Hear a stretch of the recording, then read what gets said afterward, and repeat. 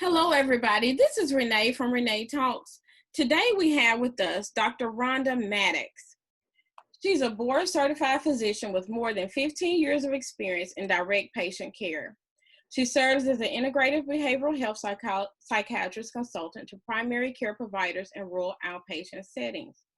Prior to that, she was associate professor with dual appointments in the family medicine and psychiatry departments at the University of Arkansas Medical Sciences, where she served as an integrative behavioral health psychiatrist consultant and taught family medicine residents and medical students. She's a medical director, associate professor, radio host, and author. I would like to present to you today again, Dr. Rhonda Mattox. Hello, how are you doing, Dr. Mattox? I am well. Thank you so much for inviting me. So today we're just going to kind of talk about anxiety, especially in light of this current pandemic and some things that we have going on right now. But what are some warning signs that you might be dealing with too much anxiety or stress? So I'll start by saying fear has been protective. Fear and anxiety has been protective for us. That's why we have built in the fight or flight response. If a tiger comes on the scene, you want to get out of there. If you see a snake, you want to move. So there are instances when that anxiety, that fear causes you to react rapidly, quickly. Getting a little bit anxious about a test propels you to study for the test so that you can do well. So there are levels of anxiety / concern that actually leads to you being very productive. However, if there is intense fight or flight kinds of responses when there's no tiger there, when there's no snake there, and your body is just kind of elevated into that ongoing fight or flight response, that can be problematic because your body is being flooded with these different chemicals and hormones that will lead to, more belly fat, abdominal weight, and so particularly as people of color, sometimes when we are super duper stressed, we carry that in our shoulders, we carry it in our bellies, and it becomes reflected in our bellies when you can see more abdominal weight. And I like to say, that it makes you heavy sometimes in the Lord, perhaps, or whatever. But those kinds of things, if it's every now and then in situations that are appropriate, those are just to encourage you to be proactive, protective, to get to safety. But in ongoing ways, destructive, particularly to your heart, kinds of things. So when you have a whole lot of stress and anxiety, it makes you susceptible to other things. Now, I think one part of your question was, how do you know it's too much, or am I remembering that part of the question correctly? Yes, or ma'am. Okay. So from the too much stance, is this impairing to you in any way? So are you now unable to sleep because you're up worried all the time? Now are you unable to perform your activities of daily living? Your stress is keeping you from being able to cook, or you're so stressed that you don't want to get out of bed, or you're just ruminating on it, but you're not doing anything. You're not proactive, you're not protective, and it's keeping you from taking care of your normal responsibilities. That's when I say it is definitely time to consider a different strategy, perhaps invite professional expertise in to assist you. Okay. What are some common myths or misconceptions about getting therapy or counseling, and in particularly with the African American community? One of the probably most prevalent is that it means that you are weak, that it means that you don't have faith in God, that it means that you're crazy, those kinds of things. A lot of negative connotations can be associated with seeking mental health treatment. And for me, I think it actually takes a lot of courage to go against the flow and to seek out mental health treatment. And here's the thing, you don't necessarily have to have a psychiatric illness to see a therapist or a counselor. We have stuff we call, you may call it adjustment disorder, and that can simply mean that you moved, you changed jobs, you got divorced, and for a period, maybe up to 6 months or so, you had some difficulty adjusting with it, and it was impacting your functioning. That doesn't mean that it's a brain disorder. That means that you're human. If your child goes to prison, you're going to have a human response to your baby going to jail. If you find out that your boyfriend is cheating on you, you're going to have a human response, and you may not bounce back in a day. Now, we are resilient, but sometimes you need someone helping you navigate the path back in a healthy way. And what happens is, if we don't rely on our resources that have expertise in areas, that have skill sets and experience and training in areas, then what we will get is um, we'll be more prone to turning to drinking or substances of abuse to cope, to relax, to numb ourselves, to not think about it. We may turn to different relationships that are not good for us so that we don't have to be alone with our thoughts. We may turn to just different, being at the bar all the time, just, different things that are not the healthiest coping strategies. In moderation, maybe they're okay, but doing it and doing it, to the nth degree is what leads to kind of the unhealthy things. And so many times when I'm talking to people who have substance abuse issues, they see that others see it as a character flaw, and they don't recognize that sometimes early trauma in childhood can change the way your brain develops and can actually make you more prone to have mental health issues. In fact, if your parents had certain substance use disorders, you can have a propensity to be a substance abuser, and that's not widely known. It's actually fairly relatively new information, but we don't realize how much of a role our genetics play into the choices that we make. We tend to think it's a character flaw. In reality, it could actually be a physiological change that has happened in your brain that makes you more susceptible to those things. And it was for me, I think that if I enjoy something, I may just overdo it. So there were certain things that I didn't want to try because I knew if I enjoyed it, that it would be on, So for me, knowing who my relatives were, knowing what my family history was, there were certain agents that were just not a choice for me because I'd rather be proactive and not get myself into a situation that I can't get out of because, when I like it, I go for it, you know? And I agree with that because I have in my family history significant amount of alcoholism, and I tried to make sure that I didn't Mm. participate too much in events that were surrounding alcohol. Of course, like everybody else, I tried it, but I thank the Lord I didn't like it and didn't, keep trying it Yes, because I didn't like the way it made me feel. I didn't like the fact that it made me lose control. And people don't right. realize that it does take your sense of morality, your inhibitions, and you're going to do things that you wouldn't normally do.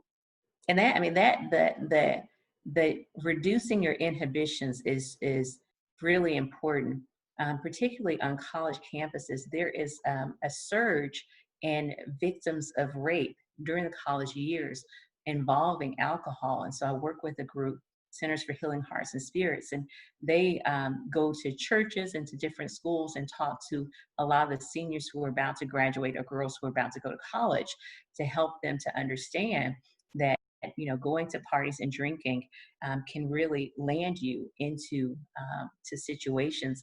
I was at a function at Children's, and actually one of the workers for Centers for Healing Hearts and Spirits was sharing her story of being intoxicated and being raped at a party. And I think if you listen to any of the Brett Kavanaugh hearings when he was being vetted for Supreme Court, you heard at least a lady or two come out and talk and accuse him of participating in rape. And sometimes there was gang rape associated with intoxication at parties. And so as I'm talking to parents, and I've recently talked to parents who are concerned about how medications might interact with certain medicines, I told them that getting mental health treatment is important for you to address the reasons that people sometimes overindulge. And whenever I've talked to people with substance abuse issues, I always say, well, what does this do for you? Because people don't just lose their families and their homes and their jobs just because, so why are you putting this substance over all of this other stuff? And there are a few common threads that I hear. One is, I want to numb. I don't want to think about it. I don't want to go through this pain and I can't stop thinking about maybe the childhood sexual abuse or some tragic event that they don't want to think about. And so they overdo it, and to the point to where then their body adjusts to it and craves it and needs it. And so then it's not that they just want to do it, it's that they don't want the negative responses to when they try, to where their stomach is hurting, because now they are dependent on it. And it takes, in many instances, professional help so that you can withdraw safely. One of the most dangerous things that you can do is, if you're coming off of alcohol at high levels, or opioids at high levels, chronic pain meds, and that kind of stuff, is to stop abruptly. You can have a seizure and you can die. So finding ways. So this has taken a different different path than what we actually probably thought it was going to do. But I just want to encourage you to, when you have people who are struggling with substance abuse issues, understand that there's probably a history of trauma. And if we can get them connected and get their trauma addressed, we have more success in them coming off of those substances safely. Well, I know I'm very interested in the fact that, that a lot of times in our culture, we don't seek psychiatric, not necessarily psychiatric assistance, but counseling and therapy. Because I know that I have relatives that dealt with serious things. They had, issues with domestic violence and other serious issues. And a lot of times my grandparents or whatever, they would raise their children and then their children's children a lot of times, and they would go through things. And I never remember hearing about anybody having any type of therapy, and I think there's a common misconception that as Black women, we need to be very strong and we need to be the family matriarch, and we're, we don't, I guess sometimes you feel like there's a responsibility for you to, I don't know, be strong for everybody else sometimes. And then we don't, in turn, sometimes feel comfortable with being transparent and with showing our weakness. So, and then I myself, I keep talking about myself, but that's okay. I also don't remember like my grandparents or my mother, taking a lot of time out for themselves. There was always, they were worried about providing for the family, working, cooking, taking care of the children, taking care of the house. And there was very little time for self-care. And I was listening to T.D. Jakes one day, and he was saying how a lot of times in our culture, we are so pressed about everyone else around us that we don't take care of ourselves, and we get overstressed. And a lot of times, that's why we have a lot of Alzheimer's, dementia, and other health-related issues and emotional problems.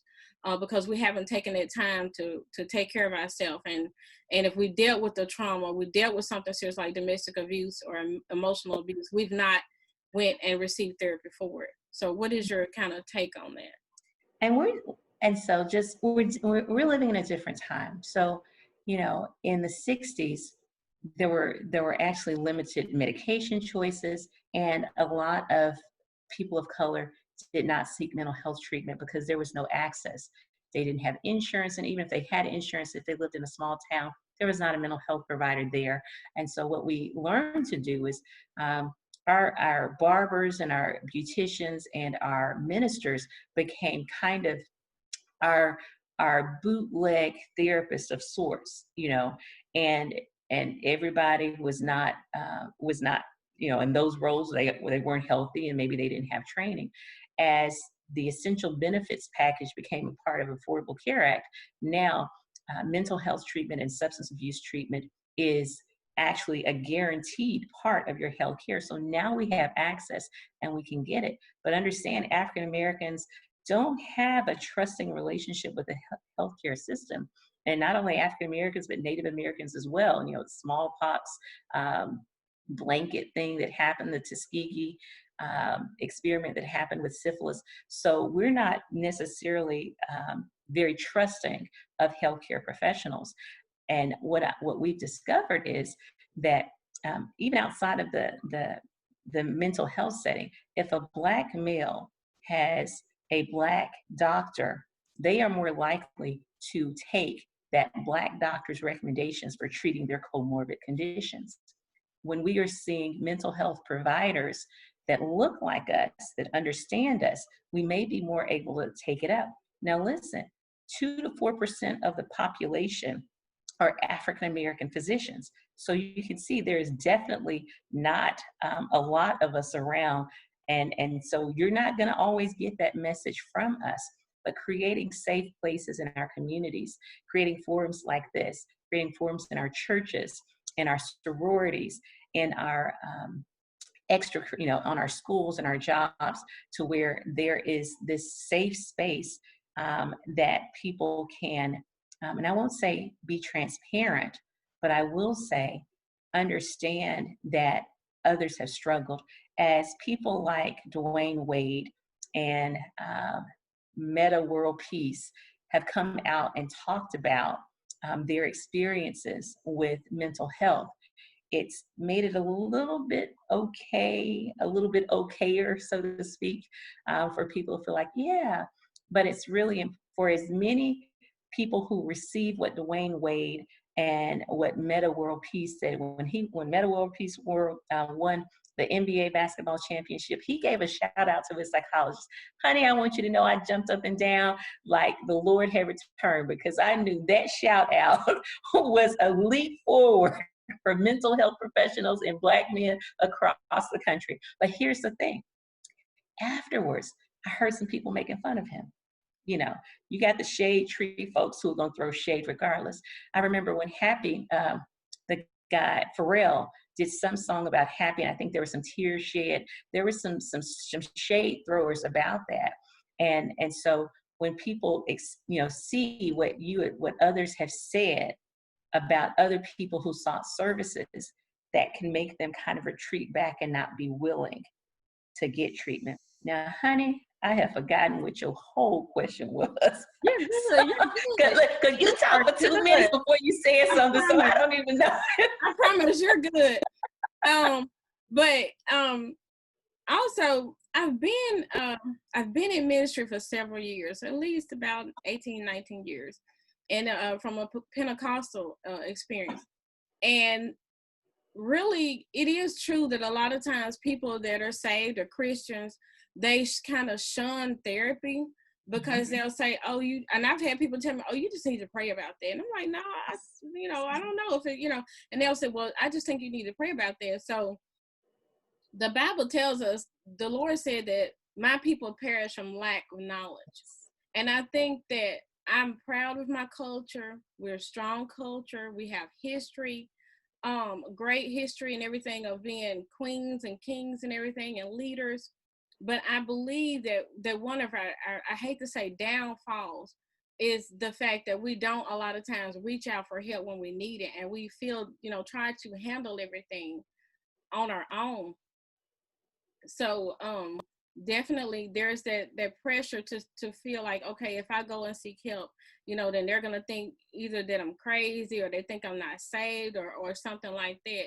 But I believe that the Lord has placed mental health professionals and everybody as a resource for us, because he knew we were going to need them, just like we need medical doctors. Yeah. So a lot of times we have people kind of drowning in their own sorrows, when actually, and talking, sometimes you can talk to your minister, you might can talk to, you talk to your barber, you talk to your hairdresser, but like you said, they may not be equipped or qualified to help you with your situation.